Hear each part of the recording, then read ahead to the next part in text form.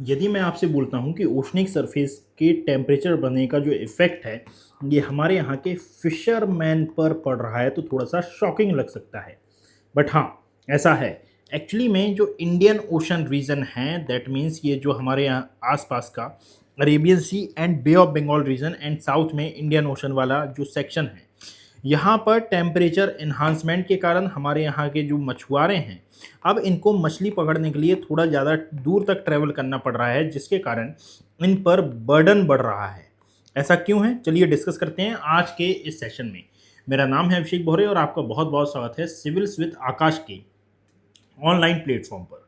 ध्यान से सुनिएगा कि आज प्रेजेंट टाइम में जो हमारे मरीन हीट वेव्स हैं, ये बहुत ज़्यादा ट्रिगर हो रही हैं। इसका एक मेन रीज़न है global warming and climate change. Due to global warming climate change होता है and due to global warming आप देखेंगे कि अर्थ का टेम्परेचर इन्हांस होता है। Due to enhancement of temperature आप पाएंगे कि मरीन हीट वेव्स ही बहुत ज़्यादा इन्हांस होती हैं। रिजल्ट ये होता है कि भाई ओशनिक सरफेस या फिर मैं इंडियन ओशन की यदि बात करूं, तो इंडियन ओशन अपनी जो डिजास्ट्रेबल कंडीशन है इसको क्रॉस कर चुका है। मतलब कि यहाँ का जो टेम्परेचर है अपनी खतरनाक सीमा को क्रॉस कर चुका है। Even Arabian Sea and Bay of Bengal में आप देखोगे कि कई बार हीट वेव्स भी देखी गई हैं। क्यों? क्योंकि यहाँ का जो टेम्परेचर है ये मरीन लाइफ के लिए अब खतरा बना हुआ है। इस डेंजरस सिचुएशन को फॉर्म करने में यदि कोई एक्टिविटी, कोई फैक्टर जिम्मेदार हैं, रिस्पॉन्सिबल हैं, तो ये एंथ्रोपोजेनिक एंड नेचुरल फैक्टर दोनों ही आते हैं। Getting my point? इसका जो सबसे खतरनाक इम्पैक्ट है, इसको नाम दिया जाता है domino impact. What is the meaning of domino impact? In simple word, यदि आपने फूड चेन के बारे में सुना हो, food chain and food web के बारे में, तो याद रखो कि जब हीट बढ़ती है, जब सी सरफेस का टेम्परेचर बढ़ना चालू होता है, तो एक्चुअली में यहाँ पर जो फाइटोप्लैंक्टन और जू प्लैंक्टन और ये जो कोराल्स हैं, इनके फूड प्रोडक्शन या फिर जो फूड निर्माण है, खाद्य निर्माण है, इसमें दिक्कत पैदा होती है।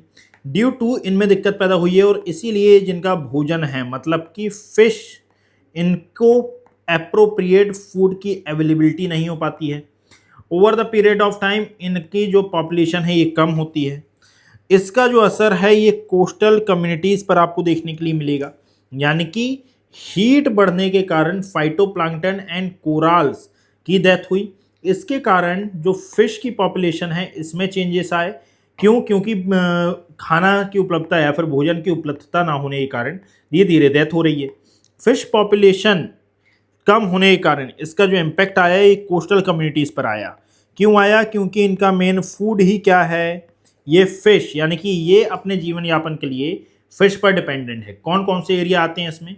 यदि आप एरिया की बात करेंगे तो नो डाउट कि इसमें वेस्ट बंगाल वाला रीजन भी आता है, उड़ीसा भी आता है, आंध्र प्रदेश भी आता है, तमिलनाडु, केरला, कर्नाटका के कुछ रीजन, महाराष्ट्र के कुछ रीजन, गुजरात के कुछ रीजन। मेनली यदि हम बात करें कि कौन कौन से एरिया इसमें शामिल किए जाते हैं, तो ये तमिलनाडु वाला, केरला वाला, आंध्र प्रदेश वाला और वेस्ट बंगाल वाले ये एरिया मेनली काउंट किए जाते हैं। बिकॉज कि यहाँ का जो मेन भोजन है ये मछलियों पर आधारित है, दैट मीन्स समुद्री जीव जंतुओं पर आधारित है।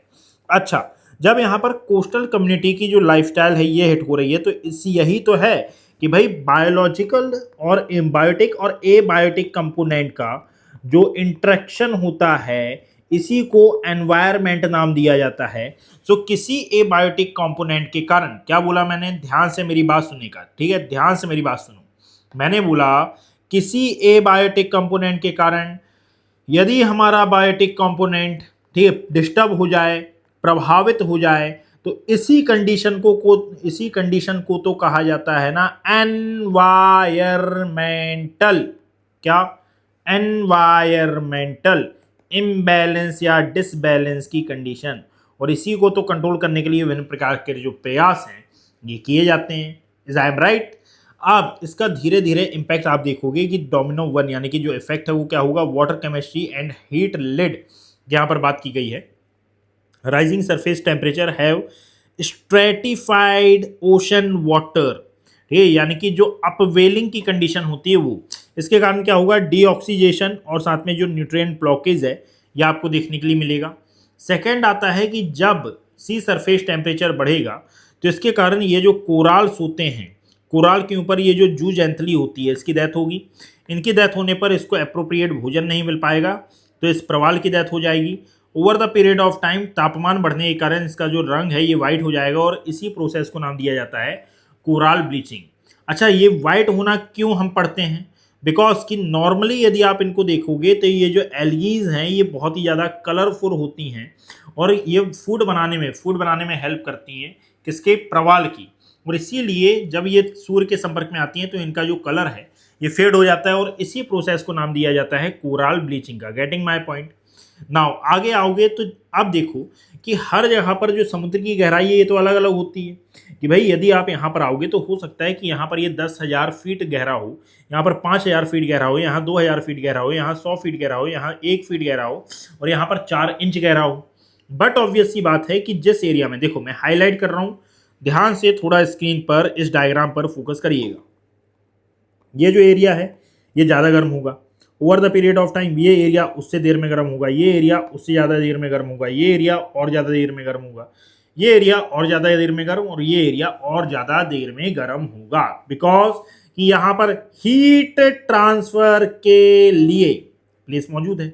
सो यहाँ पर याद रखिएगा कि मान लीजिए इस सेक्शन में टेम्परेचर बढ़ा, तो यहाँ पर रहने वाली जो फिश हैं या तो ये अपने आप को अडॉप्ट कर लें, अडॉप्ट नहीं कर पा रही हैं तो इस एरिया को छोड़कर चली जाएं, और इस एरिया को छोड़कर जाती हैं तो इसी को कहा जाता है fish migration and food chain disruption.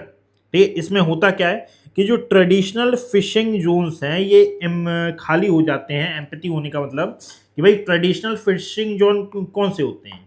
वो एरिया जहां पर हम बहुत बार या फिर बहुत लंबे समय से फिशिंग करते हुए आए हैं, ये वाला सेक्शन।